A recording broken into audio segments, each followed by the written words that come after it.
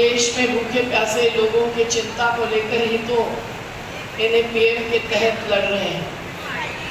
लेकिन आज हरगोपाल जी से लेकर सभी ने जो धरातल की बात बताई है, नागालैंड से लेकर बस्तर तक, वो बहुत अहम बात है।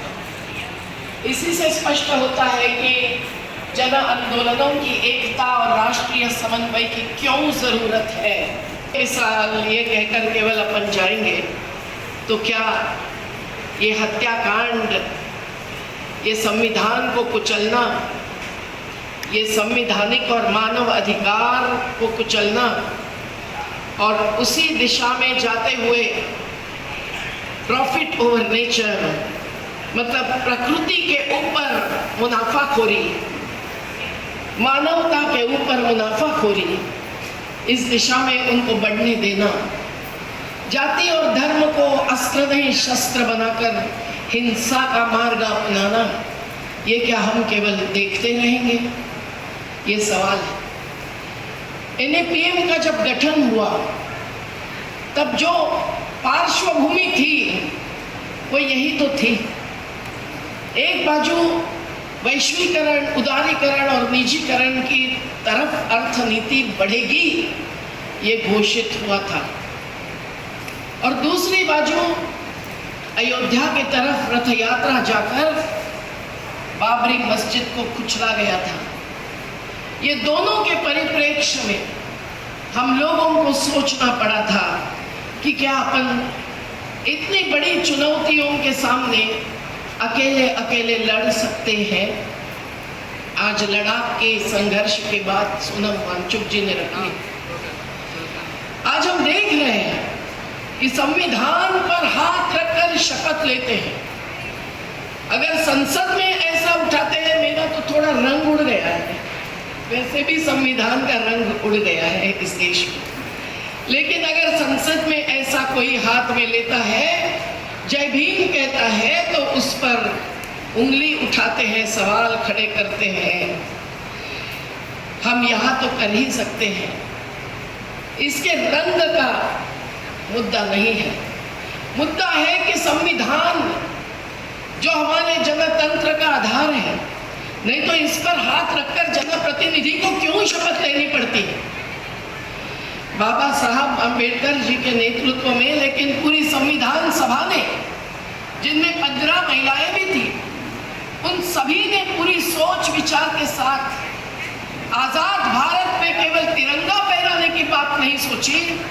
तो ये तिरंगा में जो 3 रंग है, एक त्याग का है, एक हरी भरी भूमि का है, एक शांति का है, कैसे इन मूल्यों को उद्देश्यों की दिशा में ले जाए, हासिल करें, ये सोचते हुए संविधान का निर्माण हुआ है। आज भी हम देखते हैं कि संविधान की प्रस्तावना में ही जब समता और न्याय की बात है, बंधुता यानी भगिनी को बाजू में रखना नहीं, सर्वधर्म समभाव की बात है, जब राजनीति में धर्म निरपेक्षता चाहिए तो समाज में सर्वधर्म समभाव चाहिए। और 1976 में देर से सही पर अंधेर नहीं, संविधान में जब समाजवाद और धर्मनिरपेक्षता, ये 2 मुद्दे, शब्द नहीं मूल्य समाविष्ट किए गए, तो हमको ये आधार बन गया है। तो भी लोग जानते नहीं है, पूजन करते हैं, नमन करते हैं, मनन नहीं करते हैं। तो आज जन आंदोलनों का ये कर्तव्य और जिम्मेदारी है। मैं केवल अनुच्छेद 48 पढ़ो, 51 पढ़ो, ये नहीं कहूँगी। मैं कहूँगी कि अपने जीवन का आधार है और जीने का अधिकार जो संविधान ने दिया है, उसके लिए हरा आच्छादन जरूरी है पृथ्वी पर, पानी भूजल को बचाना जरूरी है, नदी किनारे के रेत को बचाना जरूरी है, जो सब राज्यों में चल रही है। तापी के किनारे लड़ रहे हमारे साथी यहाँ गए, नर्मदा के किनारे चल रही है, हाथ में कोर्ट की में ऑर्डर होते हुए भी माफिया कहते हैं हमको आशीर्वाद है ऊपर का, तो हम नहीं सुनेंगे तुम्हारी बात। तो आप समझिए कि ये सब जो हो रहा है, जंगल के नीचे हीरा है, कोयला है, कुछ भी है, तो जंगल काटने में कुछ भी नहीं लगता है, जो 200 साल पुराना होगा। 5 पौधे लगाकर हजारों नहीं लाखों रोपा का वृक्षाकरण करेंगे, वनीकरण करेंगे, ये झूठे दावे किए जाते हैं। साथियों, इस प्रकार से जबकि खेती भी बर्बाद की जा रही है, खेती का भूमि अधिग्रहण जो ब्रिटिशों के समय 1894 के कानून से होता था, नर्मदा से नंदीग्राम तक जो लड़ाई चली उसमें NAPM का बड़ा योगदान था। और तब जाकर 2013 में नया कानून आया, नहीं तो क्या था? भूमि अधिग्रहण मतलब भूमि पर आक्रमण, पैसा फेंको तमाशा देखो, यही तो था ब्रिटिशों की वृत्ति। लेकिन जब 2013 का कानून आया है, मैं पूरी बात नहीं कहती, पर उसमें कम से कम ये आया है कि खेती बचाएंगे, खेती को गैर खेती के कार्य के लिए आखिरी विकल्प मानेंगे। गांव को 70% लोगों की मंजूरी होगी तो ही खेती ले सकते हैं दूसरे काम के लिए। और तो और उसमें यह भी आया कि ग्राम सभा को शामिल करके इस जो भी योजना लाई होगी सरकार ने, लाना चाहती होगी, उसका सामाजिक और पर्यावरणीय असर का अध्ययन होना चाहिए। कहाँ हो रहा है? क्या मूसी नदी पर जो भी होने वाला है उसके ये अध्ययन हुए हैं। अभी अभी कर्नाटक में मछुआरे जो पीढ़ियों से रहते हैं, जिनके साथ प्रिया बहन जैसे बहुत सारे काम कर रहे हैं, हमारे थॉमस कोचेरी, राष्ट्रीय मछुआरा संगठन, हम सब के साथ है, हम साथ है। हमारे मछुआरों के 31 सोसाइटियाँ हैं, महाराष्ट्र में 21 है, मध्य प्रदेश में 31 है, आए हैं हमारे मछुआरे साथी। लेकिन हम देखते हैं कि एक एक जगह पे समुद्र किनारे पर कई होटल्स बनाए जाते हैं और कई बंदरगाह बनते हैं।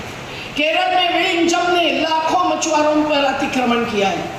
आज कर्नाटक भी कह रहा है, तो महिलाएं समुद्र में चली गई, हम तो नदी में खड़े रहते हैं जल सत्याग्रह करते हुए, पर वो महिलाएं इतनी चिंतित हो गई, इतनी प्रभावित हो गई कि हमको जीना मुश्किल है, तो वो समुद्र में चल गई, उनको खींच के निकाला, कहीं सारी बीमार है। अब सोचिए साथियों, ये इस प्रकार से जो चल रहा है, कई जगह जाकर हमने रोका भी है।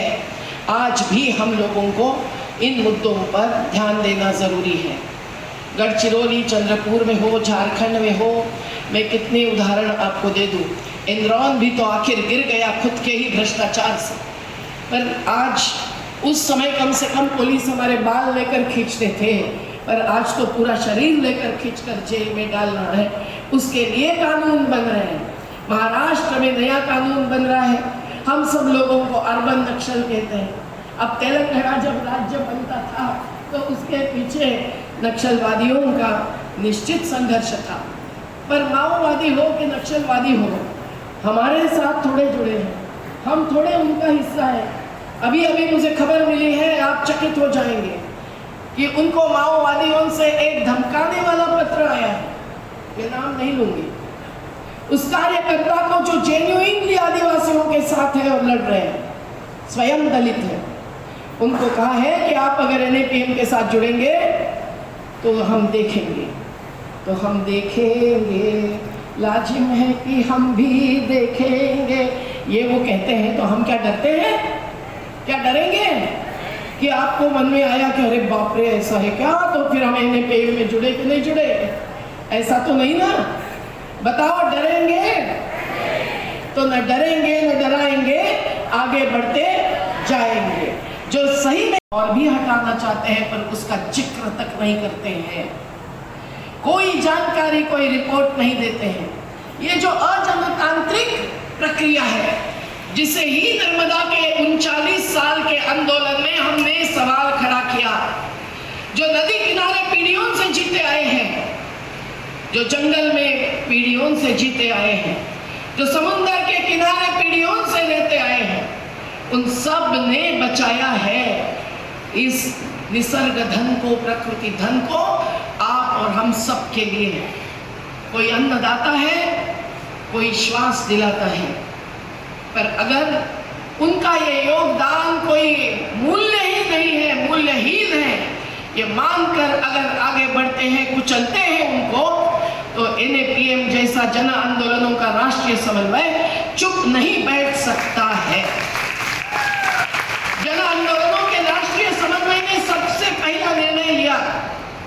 1996 में जो 2 साल की प्रक्रिया के बाद, इसलिए 30 साल तो अभी हो रहे हैं, लेकिन 1996 में संरचना बनी, NAPM का व्यवस्थित गठन हुआ, उसमें सब वरिष्ठ कार्यकर्ता आए थे और सेवाग्राम वर्धा में जो महात्मा गांधी जी की विरासत है वहां निर्णय लिया गया। और वहां पहला निर्णय लिया गया एनरॉन कंपनी के साथ लड़ने का। आज कंपनीकरण जो शिक्षा, स्वास्थ्य सभी में घुसपैठ कर चुका है। अभी तो कृषि व्यापार नीति आई है, जो 3 कानून वापस किए हमारे संयुक्त किसान मोर्चा ने, वो अगर आते हैं तो राशन नहीं मिलता, खेती में कॉन्ट्रैक्टर्स आ जाते और क्या न क्या होता। अभी फिर से वो कानून माफी मांगते हुए वापस जरूर लेने पड़े प्रधानमंत्री जी आपको, लेकिन आपने फिर से जो नीति का मसौदा लाया है उसमें आप फिर से वही मुद्दे लाना चाहते हैं। ये कितनी विभत्स बात है। कृषि, खेती जो फंसाए जाते हैं, हमारे शुगर फैक्ट्री से फंसाए गए किसान यहाँ उपस्थित हैं, करोड़ों रुपया फंसाते थे, संघर्ष करके सत्याग्रही अहिंसक उन्होंने करोड़ों लिए, अभी भी कुछ थोड़े से बाकी है। पर अगर ये नीति में सब कुछ डिजिटलाइजेशन होना है, सरकार प्राइवेट कंपनी को गोडाउन्स बनाने में मदद रूप करने वाली है, तो क्या होगा? आप फोन पर सुनते होंगे साइबर क्राइम, साइबर क्राइम, तो क्या साइबर क्राइम नहीं होगा? किसानों को फंसाया नहीं जाएगा? आज भी 30 से 50 किसान रोज आत्महत्या करते हैं, वो आत्महत्या बढ़ेगी नहीं। एक शब्द नहीं है इसमें कि स्वामीनाथन आयोग के रिपोर्ट के आधार पर हम हर उपज का सही दाम देंगे। गैर बराबरी का ये असल मसला है, असल मसला है, और इसी के कारण आत्महत्या हो रही है। आलसी नहीं है, नशे में जाते हैं किसान मजदूर, क्योंकि उनके साथ ये अन्याय भी हो रहा है, पलायन करने के लिए मजबूर है। अभी कल तक मैंने 2 टुकड़ियों को, बड़वानी जिले के आदिवासी, धुले जिले के आदिवासी, उनको छुड़वा के लाया जिनको बद्दक मजदूर बनाते हैं। आज भी 2 टुकड़ियों को वापस लाने के लिए जिद चल रही है। महाराष्ट्र के अधिकारी सुनते तो है, मध्य प्रदेश तो मध्य प्रदेश बन गया है, उनको नशा है सत्ता की, तो क्या उनको कहकर फायदा होगा? तो साथियों समझिए कि आज जल पर आक्रमण है, आज नदियों पर आक्रमण है, पर्यटन एक बड़ा उद्योग बन गया है। नदियों में क्रूज चलाकर, पहले ही प्रदूषित है नदियां, टेस्ट रिपोर्ट नर्मदा के 3 मेरे पास है, पानी पीने लायक नहीं है, फिर भी लोग परिक्रमा करते हैं। क्या जिनमें अधिकारी भी शामिल है, जिनमें चुनाव में चुने गए जनप्रतिनिधि शामिल है, न्यायपालिका शामिल है और मीडिया माध्यमकर्ता भी शामिल है। हिम्मत से यहाँ आते हैं, इस उम्र की एक बहन जी रिकॉर्डिंग करती है, हम उनको सलाम करते हैं। लेकिन हम जानते हैं कि आज ये सही सच्ची स्थिति उठाने वालों को, गोलबंद जनता को करने वालों को जेल बंद करना, यही सरकार अपना कर्तव्य मानती है। संविधान के आधार पर कानून बनते हैं या बदलते हैं, वो भी कैसे हो रहा है? NAPM ने इसके बारे में क्या भूमिका ली है? जन आंदोलनों की एकता जब हुई, छोटी सी बैठक में भोपाल में हमने ये नाम स्वीकारा जो आज तक 30 साल चल रहे हैं। ओम प्रकाश जी रावल जैसे भूतपूर्व शिक्षा मंत्री, असल समाजवादी विचार और आचार के थे, वो बैठे थे हमारे साथ। और हरसूद के बड़े सम्मेलन के बाद जो नर्मदा घाटी में हुआ था, बाबा अंते ठाकुरदास, मंग सिद्धराज गड्ढा, शबाना आजमी, स्वामी सुंदरलाल बहुगुणा, सब वहां आए थे। हमने विचार आगे बढ़ाया जन विकास, यानी जनवादी विकास। विकास में अगर समता नहीं है, न्याय नहीं है, विकास के नाम पर अगर विस्थापन, विनाश और विषमता ही बढ़ती जाती है, तो उसको हम विकास नहीं मान सकते हैं। क्या मंजूर है सबको? क्या मंजूर है? हिम्मत वाले ही हाथ उठाएंगे भाई। मैं कोई कांग्रेस का हाथ नहीं बोल रही हूँ, मुट्ठी बंद करो, एकता का प्रतीक बनाओ, बराबर है। तो जल जंगल जमीन किसकी है? और अगर अगर हमारी है तो संविधान ने उसके लिए भी आधार दिया हुआ है। पंचायती राज, त्रिस्तरीय, क्या बोलते हैं उसको, स्थानीय स्वराज्य संस्था। कहाँ है स्थानीय स्वराज्य, कहाँ है पंचायती राज को पूर्ण अधिकार कि सरकार अगर उनके भूमि पर अतिक्रमण कर रही है तो उनको रोकने का है। पेशा कानून में है, उसके नियम 1996 के बाद मध्य प्रदेश जैसे राज्य में 2022 में बने हैं। पर लोग जब तक नहीं समझते कि ये हमारा आधार है, संविधान के आधार पर ये हमको मिला है अधिकार, तो इसके आधार पर हर ग्राम से सभा में हम लोग निर्णय ले लेंगे कि यहाँ की जल जंगल जमीन का हम क्या करेंगे और क्या नहीं करेंगे, नहीं करने देंगे। जब तक कि लोगों को अपने को सबको जन आंदोलन के आंदोलन जीवी हमको कहते हैं, हम तो खुश होते हैं। जिनका जीवन ही आंदोलन है और आंदोलन के ही जीवन आधार पर जीवन बचता है, तो हम सब लोग को ये समझना चाहिए कि क्या है ग्राम सभा, क्या है बस्ती सभा, एक एक वार्ड सभा, क्या उनको जनतांत्रिक अधिकार दिया जाता है? तो घोषणा नारा नहीं, संकल्प होना चाहिए। लोकसभा से ऊंची ग्राम सभा, लोकसभा से ऊंची, लोकसभा से ऊंची। आज हम शहर में हैं, कल हम मुस्लिम नदी के किनारे गए, लोग चिंतित हैं, रात को सो नहीं रहे हैं। उनके ऊपर बस्तर जैसा नहीं पर अलग प्रकार का हमला हो रहा है। उस नदियों को, वो ईसा हो, मूसा हो, मूसी हो, सरकार ने अपने कब्जे में लेना चाहा है। विश्व बैंक के पैसे से कई दशलक्ष डॉलर से वो क्या बनाना चाहते हैं। कागज जितना पढ़ेंगे आपको मालूम पड़ेगा कि वो बाजू के लोगों को, जहां मंदिर है, दरगाह है, हाईकोर्ट है, बड़ी बड़ी बिल्डिंगें हैं और छोटे छोटे भी मकान हैं,